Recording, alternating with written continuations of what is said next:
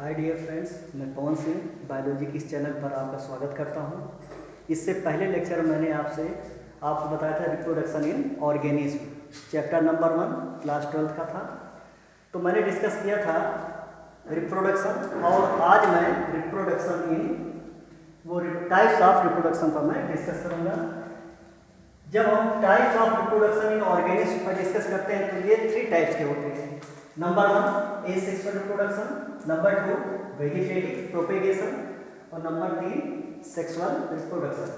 तो चलिए हम देखते हैं एसेक्सुअल रिप्रोडक्शन होता क्या है। देखिएगा, जो एसेक्सुअल रिप्रोडक्शन होता है इसमें केवल एक पेरेंट्स की आवश्यकता होती है। इसमें केवल एक पेरेंट्स की आवश्यकता होती है। इनसे जो ऑफस्प्रिंग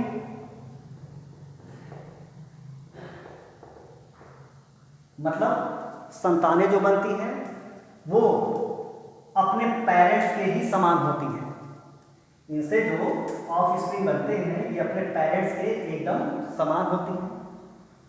एक चीज और याद रखिएगा, इनसे उत्पन्न हुई जो ऑफस्प्रिंग होती है वो जेनेटिकली मॉर्फोलॉजिकली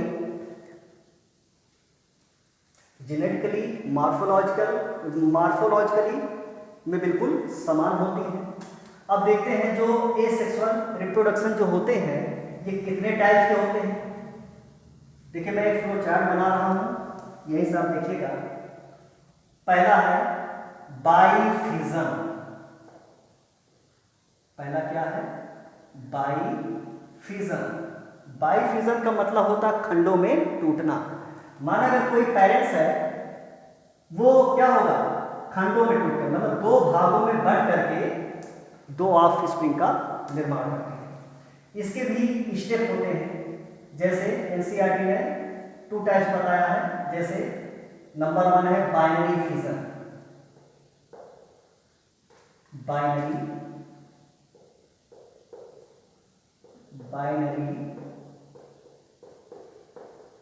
फिजन। दूसरा टाइप है मल्टीपल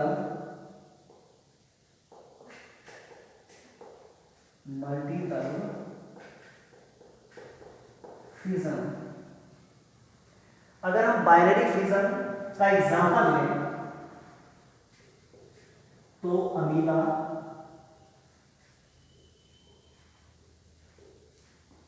दूसरा एग्जांपल है पैरामीशियम,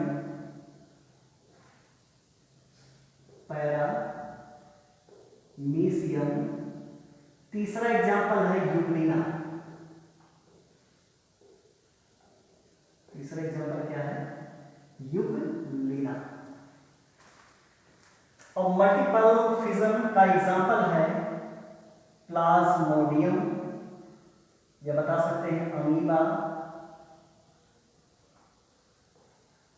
एंड प्लाज्मोडियम।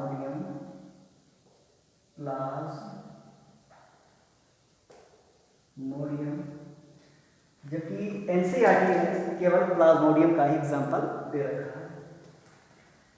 पहला है फिजन, दूसरा टाइप इसका है बाई बडिंग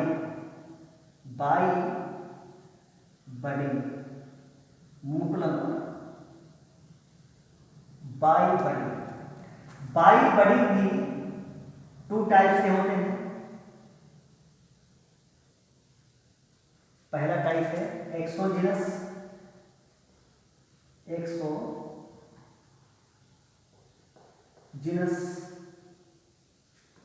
और दूसरा टाइप है इंडोजिनस।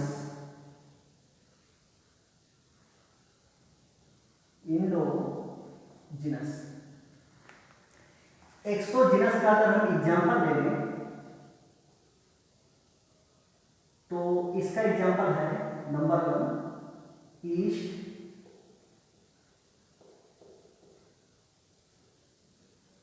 और नंबर 2 है हाइड्रा।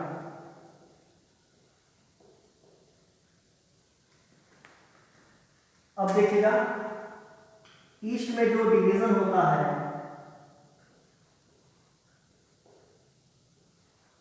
अनइक्वल होता है। इसको टोरुलेशन भी कहते हैं।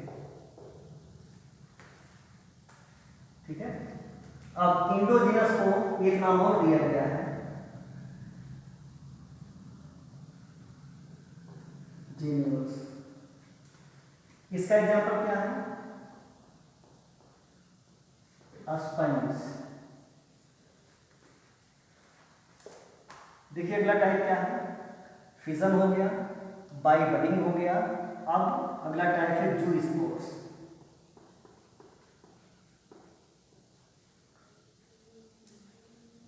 अगला है फ्रेगमेंटेशन।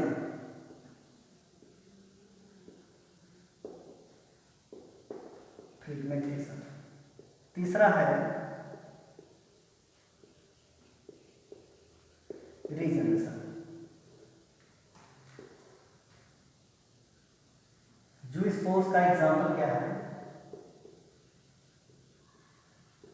क्लेमाइडोमोनास। फ्रेगमेंटेशन का एग्जांपल है स्पाइरोगायरा, जो कि एक एल्गी होता है। रीजनरेशन का एग्जांपल क्या है? प्लेनेरिया।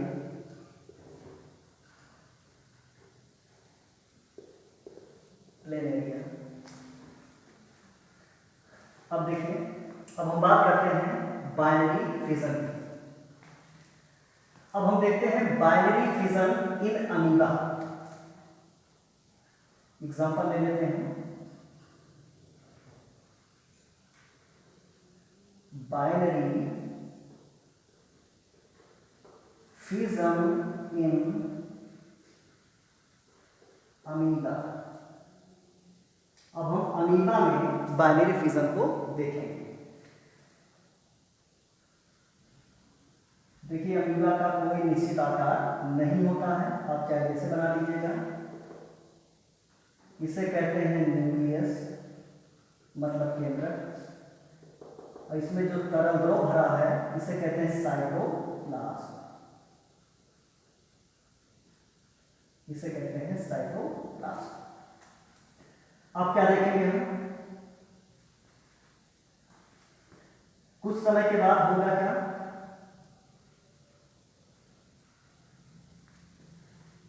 इनका केंद्रक दो भागों में डिवाइड होगा।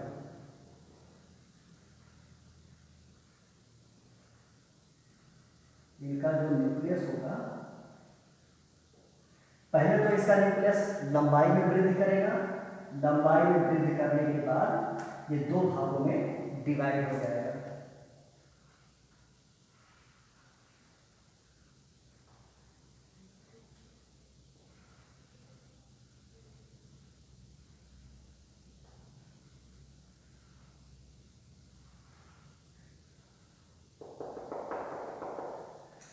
फिर क्या होगा?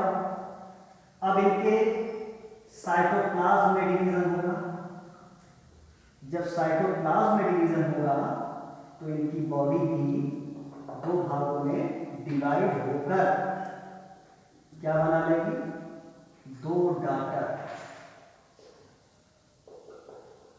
डाटर अमीबा का फॉर्मेशन करेगी। तो यहां देखिएगा, तो बाइनरी फिजन इन अमीबा, इसमें क्या देखा? मैंने बताया आपको कि अमीबा का कोई निश्चित आकार नहीं होता है और इनमें इनरेगुलर डिवीजन होता है, मतलब अनियमित प्रकार का विभाजन होता है। कुछ समय के बाद क्या होगा? इनका केंद्रक लंबाई में वृद्धि करता है। वृद्धि करने के बाद दो भागों में डिवाइड हो जाता है। इनका केंद्रक दो भागों में डिवाइड क्यों होता है? क्योंकि अगर आपने इससे डिवीजन पढ़ा होगा तो आपको पता होगा कि कैरियोकाइनेसिस की क्रिया होगी। जब कैरियोकाइनेसिस की क्रिया होगी तो केंद्रक दो भागों में डिवाइड होगा। जब केंद्रक दो भागों में डिवाइड हो गया, फिर क्या होगा? केंद्रक में विभाजन होने के बाद इनके साइटोप्लाज्म में विभाजन होगा। जब साइटोप्लाज्म में विभाजन होगा तो क्या होगा? दो डाटर अमीबा का फॉर्मेशन होगा।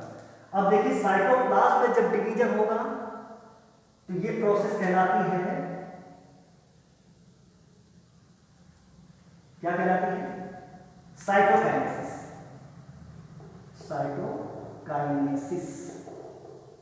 जब केंद्रक डिवाइड होगा तो कैरियोकाइनेसिस कहलाता है, जब कोषाध्रुव विभाजित होगा तो साइटोकाइनेसिस कहलाता है और दो डॉटर अमीबा का फॉर्मेशन हो जाता है। ये बाइनरी फिजन इन अमीबा है। अब हम अगला एग्जांपल इसका देखते हैं, बाइनरी फिजन इन पैरामीशियम। बाइनरी फिजन इन पैरामीशियम।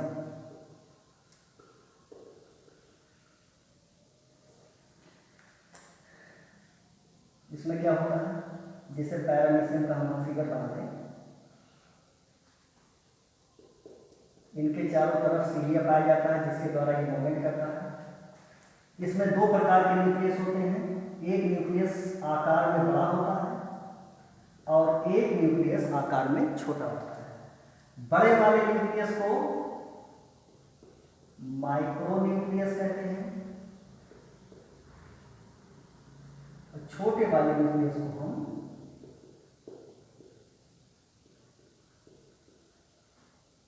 माइक्रोन्यूक्लियस। मतलब बड़ा न्यूक्लियस, बड़ा केंद्रक और छोटा केंद्रक। फिर क्या देखेंगे आगे, फिर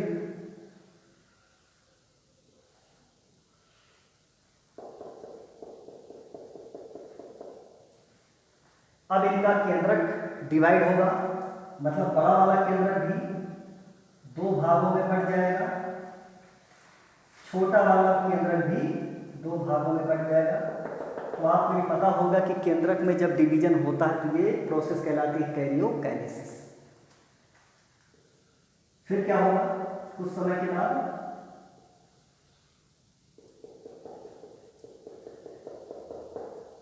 बाद क्या होगा, इनके बीच में अनुप्रस्थ भित्ति का फॉर्मेशन हो जाएगा।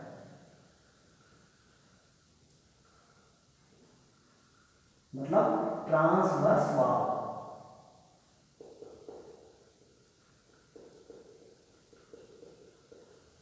अनुप्रस्थ भित्ति का निर्माण हो जाएगा। फिर क्या होगा, कुछ समय के बाद अब केंद्रक में विभाजन हुआ, अब किस में विभाजन होगा, कोषाध्रुव में। जब कोषाध्रुव में विभाजन होगा तो इनकी बॉडी क्या होगी, दो भागों में बंटकर दो डॉटर पैरामीशियम का फॉर्मेशन करती है।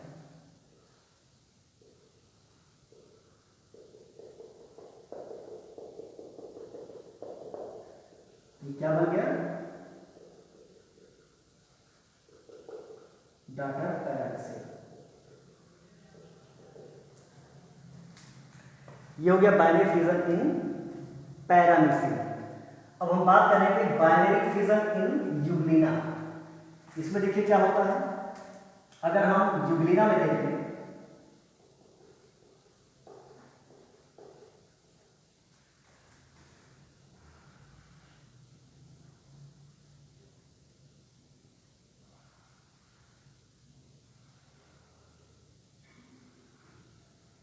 इसमें एक फ्लैजिला होता है, न्यूक्लियस भी होता है।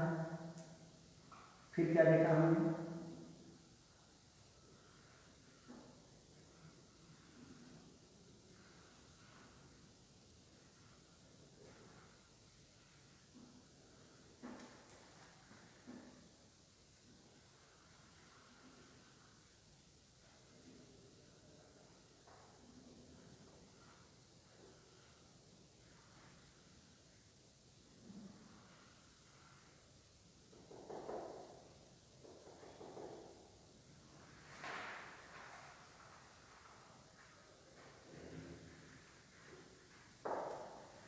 फिर क्या देखेंगे हम,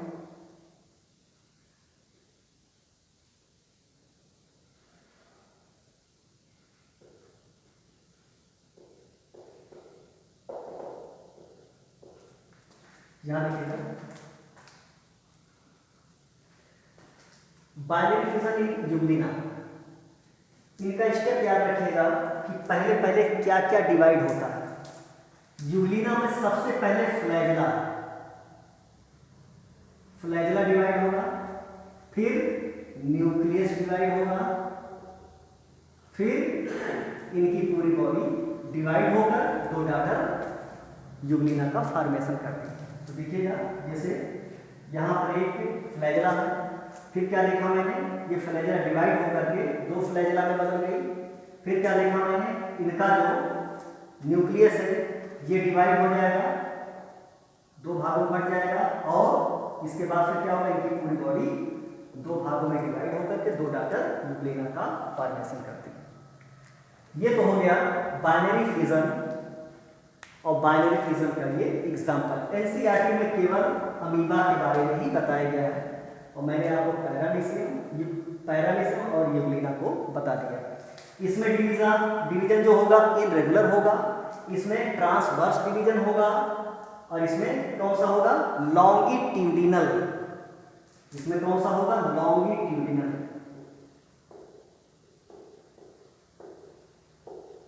लॉन्गिट्यूडिनल डिवीजन हो रहा है, इसमें ट्रांसवर्स डिवीजन हो रहा है, इसमें इनरेगुलर डिवीजन हो रहा है। अब चलिए देखते हैं मल्टीपल फिजन। मल्टीपल फिजन को देख लेते हैं।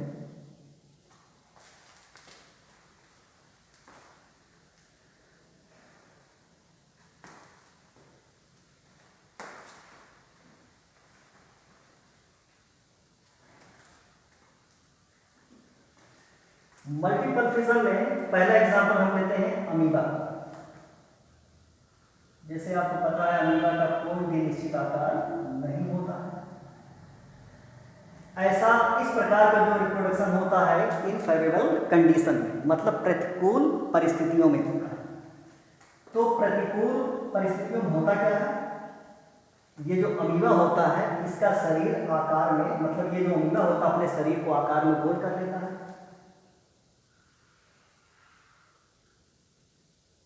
जब आकार में गोल हो जाता है और इनके चारों तरफ 3 लेयर्ड बन जाते हैं, 1 2 एंड 3।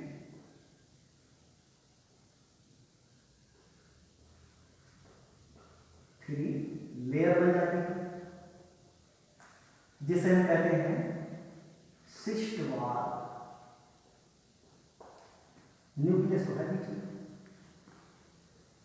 फिर क्या देखेंगे, अब इनके न्यूक्लियस में डिवीजन होगा,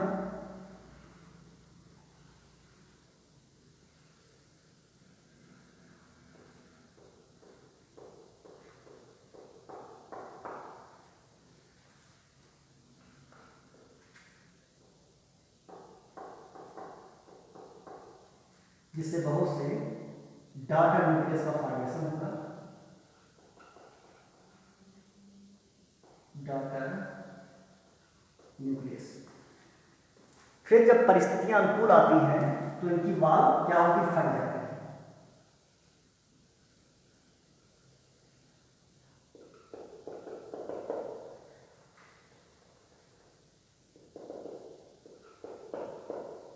और जब ये फट जाएगी वाल की, तो ये जो डॉटर न्यूक्लियस है फ्री होकर क्या बनाएंगे, डॉटर अमीबुली। ये फ्री होकर क्या बनाते हैं, डॉटर अमीबुली बनाते हैं।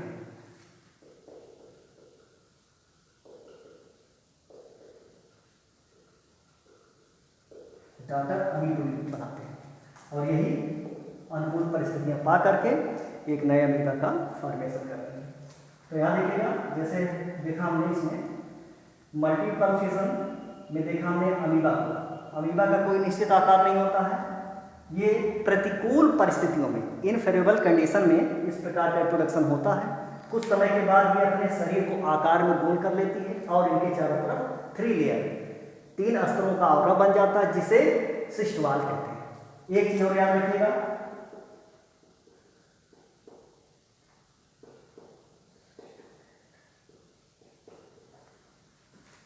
ये 3 स्तरों का जो लेयर बना है, मतलब जो सिस्टवाल बना है, इस सिस्टवाल का बनना कहलाता क्या है, इनसिस्टमेंट कहलाता है। मतलब जो ये सिस्टवाल बना है, 3 लेयर का जो सिस्टवाल बना है, इस सिस्टवाल का बनना मतलब ये प्रोसेस कहलाता क्या है, इनसिस्टमेंट कहलाता है। इस बात को याद रखिएगा। फिर क्या देखा, इनका जो न्यूक्लियस है ये डिवाइड होगा, डिवाइड होकर के डॉटर न्यूक्लियस का फॉर्मेशन करेगा। जब परिस्थितियां अनुकूल आएंगी उस समय होगा क्या, ये जो डाटर न्यूक्लियस से फ्री होकर डाटर अमीबोली में बदल जाएगा और यही डाटर अमीबोली अनुकूल परिस्थितियों को पा करके एक एडल्ट अमीबा में क्या होगा, बदल जाएगा। अब चलिए देखते हैं प्लाज्मोडियम। प्लाज्मोडियम में मल्टीपल फिजन को देखें।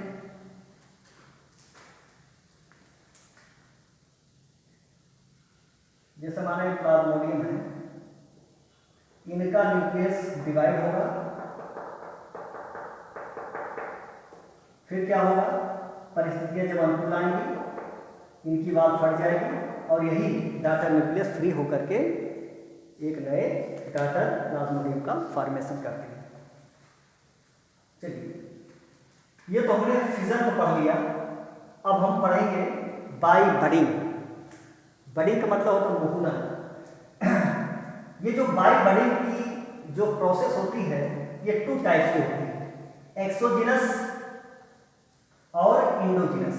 एक्सोजिनस बडिंग मतलब बाह्य मुकुलन, इंडोजिनस बडिंग मतलब आंतरिक मुकुलन, इसको जिबल्स भी कहते हैं। तो एक्सोजिनस का एग्जांपल मैंने लिया ईस्ट और हाइड्रा। तो चलिए हम ईस्ट के बारे में जाने पहले।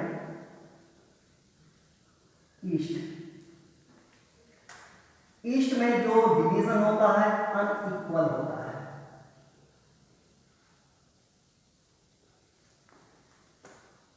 तो इसमें होगा क्या, जैसे हम एक हाइड्रा बनाते हैं, वो एक ईस्ट बनाते हैं, सॉरी एक ईस्ट हम बनाते हैं। ईस्ट का फिगर अगर आप बनाओगे तो इस टाइप से समथिंग दिखाई देता है।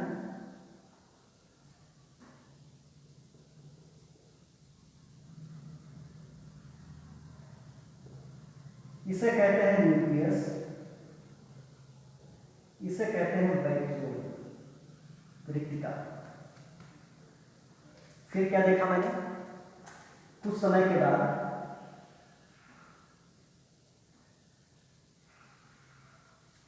यहां एक गांठ के समान संरचना निकल आती है जिसे हम कहते हैं बड।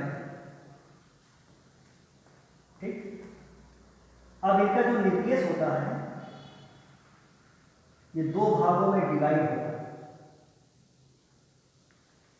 अगर 2 भागों में डिवाइड हो रहा है इसका मतलब कौन सी प्रोसेस हो रही है, कैरियोकाइनेसिस। जब इसका न्यूक्लियस 2 भागों में डिवाइड होगा तो एक न्यूक्लियस यहां चला जाएगा, एक न्यूक्लियस तो यहां आ जाएगा और वैक्यूल यहां बनेगा और वैक्यूल यहां बनेगा। फिर क्या देखेंगे, फिर क्या होगा, ये जो बड है ये पेरेंट सेल से अलग होकर एक डाटर ईस्ट का फॉर्मेशन करता है, यहां से अलग हो जाएगा और डाटर ईस्ट का फॉर्मेशन करता है। फिर से देखिएगा, ईस्ट में अनइक्वल असमान विभाजन होता है। इसमें क्या होगा, जो ईस्ट है इसमें देखिए केंद्रक भी है, वैक्यूल भी है। तो कुछ समय के बाद क्या देखेंगे, इसे हम पेरेंट सेल कह सकते हैं और ये डाटर सेल बन रहा है। तो कुछ समय के बाद इनके पेरेंट्स सेल से एक गांठ के समान संरचना निकल आती है जिसे हम बड कहते हैं। फिर क्या होगा, इनका केंद्रक 2 भागों में डिवाइड होगा। इसका एक केंद्रक बड में चला आता है, एक केंद्रक पेरेंट सेल में रहता है। फिर क्या होगा, कुछ समय के बाद इस पेरेंट सेल से ये बड अलग होकर एक न्यू डाटर ईस्ट का फॉर्मेशन करता है। अब देखिए, इसके बाद मैंने एक चीज लिखा हुआ है टोरुलेशन, ये नाम आएगा आपको मिलेगा। आखिर ये टोरुलेशन होता क्या है, कभी कभी देखिए माने पेरेंट सेल है, यहीं से आसन डाटर सेल एक ग्रुप में क्या होते हैं, पाए जाते हैं। इसे क्या कहते हैं, टोरुला। मतलब पेरेंट सेल से कभी कभी बड ये ग्रुप में, समूहों में क्या होते हैं, बनने लगते हैं। इसको क्या कहेंगे, टोरुला। टोरुला स्टेज है, इस अवस्था क्या कहेंगे, टोरुला स्टेज कहेंगे। और इस प्रोसेस को क्या कहेंगे, टोरुलेशन। फिर से देखिएगा, कभी कभी देखिए ये जो पेरेंट सेल है, यहाँ क्या होते हैं, डॉटर सेल का कई ग्रुप में या इनके ऊपर ग्रुप में क्या बन जाते हैं, बड बनने लगते हैं। इस अवस्था को हम कहेंगे टोरुला अवस्था कहेंगे, तथा इस प्रोसेस को हम क्या कहेंगे, टोरुलेशन कहेंगे। इस बात को याद रखिएगा क्योंकि एनसीईआरटी में इस बात को लिखा हुआ है। चलिए अब हम हाइड्रा में देखते हैं। हाइड्रा में बड को हम देखते हैं, एग्जाम्पल ले लें हाइड्रा का। हाइड्रा का अगर एग्जाम्पल ले लें हम तो देखिए,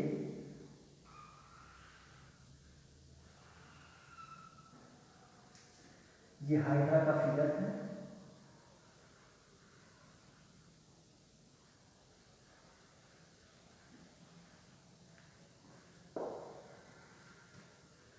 फिर क्या लिखेंगे,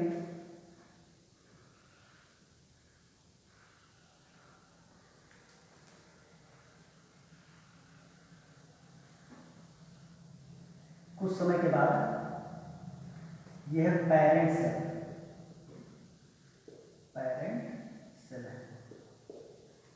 कुछ समय के बाद एक गांठ के समान संरचना निकल आती है जिसे हम कहते हैं बड। फिर क्या देखेंगे, ये बड ग्रो करेगा, ये बड क्या करेगा, ग्रो करेगा। तो हम कह सकते हैं इसको क्या, ग्रोइंग बड, ग्रोइंग बड करेंगे। फिर क्या देखेंगे, अब कुछ समय के बाद ये जो बड है पेरेंट सेल से अलग होकर, पेरेंट सेल से अलग होकर एक न्यू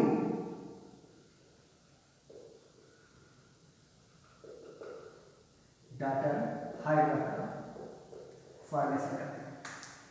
तो देखिए जो पेरेंट सेल है कुछ समय के बाद एक गांठ के समान संरचना निकल आती है जिसे हम बड यानी कलिका कहते हैं। कुछ समय के बाद फिर अब क्या होगा, ये जो बड है ये ग्रो करेगा, वृद्धि करेगा। ग्रो करने के बाद फिर क्या होगा, ये पेरेंट सेल से अलग होकर एक न्यू डॉटर हाइड्रा का फॉर्मेशन करता है। तो देखिए मैंने बडी में एक्सोजीनस पढ़ लिया है, एक्सोजीनस के दो एग्जाम्पल मैंने देख लिए। अब हम बात करेंगे इंडोजीनस। इंडोजीनस का मतलब होता है आंतरिक, क्या, आंतरिक बड, इसे हम जीम्यूल्स भी कहते हैं। जीम्यूल्स का एग्जाम्पल मैंने क्या ले लिया है, स्पंज। अब देखिए स्पंज कैसे दिखाई देगा,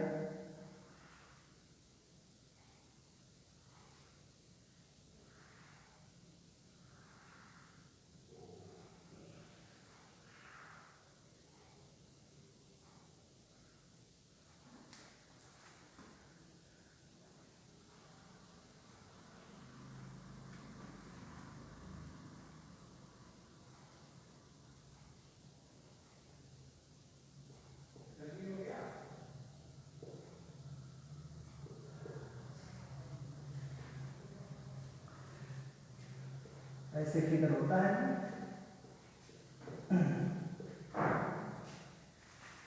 इसे कहते हैं माउथ, माउथ होल। इसे कहेंगे आउटर वॉल, इसे कहेंगे इनर वॉल, इसे कहेंगे स्पीक्यूल्स। इसके अंदर जो सेल है आर्कियोसाइट्स कहलाती है। इसमें देखिए होता क्या है स्पंज में, ये स्पंज का ये फिगर है। इसमें सबसे ऊपर की तरफ माउथ पोर होता है, मतलब मुख द्वार होता है। और इसमें दो प्रकार के वाल होते हैं, सबसे बाहर को आउटर वाल और अंदर के वाल को इनर वाल कहते हैं। और इनर वाल मतलब आउटर वाल के अंदर स्पीक्यूल्स कंटिकाएं पाई जाती है जो कि कैल्शियम कार्बोनेट की बनी होती है। और इनर वाल के अंदर कुछ सेल्स पाई जाती है जिसे कहते हैं आर्कियोसाइट्स। इन्हीं के द्वारा ही एक न्यू स्पंज का फॉर्मेशन होता है। ये है इंडोजिनस कहिए चाहे जीम्यूल्स के नाम से भी जाना जाता है। अब चलिए जूस पोर्स की बात अगर हम करें, अगला है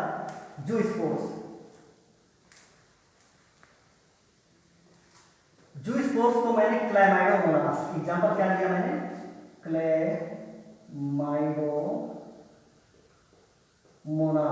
क्लैमाइडोमोनास क्या है, एक प्रकार का एल्गी है। एल्गी का मतलब होता है शैवाल। तो देखिएगा इसमें क्या होता है, जैसे मान लिया अगर हम क्लैमाइडोमोनास को ले लें तो एनसीईआरटी ने फिगर बना के रखा है ऐसे,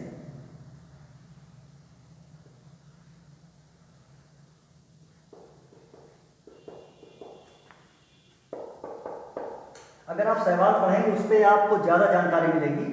तो यहाँ से बस थोड़ा सा बताएंगे, जैसे जूस्पोर्स का मतलब होता है चल बीजाणु द्वारा। चल बीजाणु का मतलब होता है जब मोमेंट फ्लैजिला के द्वारा हो। एक होता अचल बीजाणु जिसमें फ्लैजिला नहीं होता है। तो इस प्रकार का जो रिप्रोडक्शन होता है वो शैवालों में देखने को मिलता है, और किसके द्वारा होता है, चल बीजाणुओं के द्वारा। देखिए इसे कहते हैं चल बीजाणु। अगला देखिएगा फ्रेगमेंटेशन, ये स्पायरोगैरा में देखने को मिलता है। स्पायरोगैरा क्या है, ये भी एक शैवाल होता है। जैसे मान लें स्पायरोगैरा ये है, ये भी आप शैवाल में डिटेल में जानेंगे।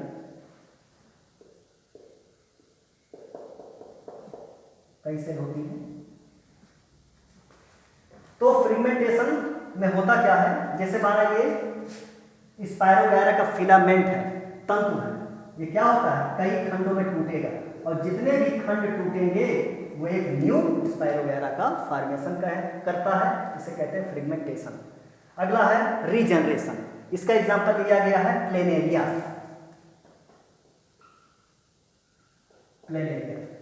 प्लेनेरिया दिखाई कैसे पड़ता है,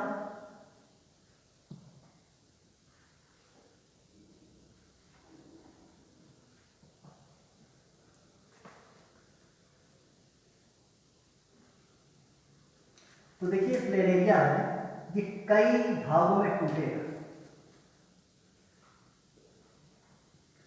और जितने भी भाग टूटेंगे उतने ही प्लेनेरिया का फॉर्मेशन होता है।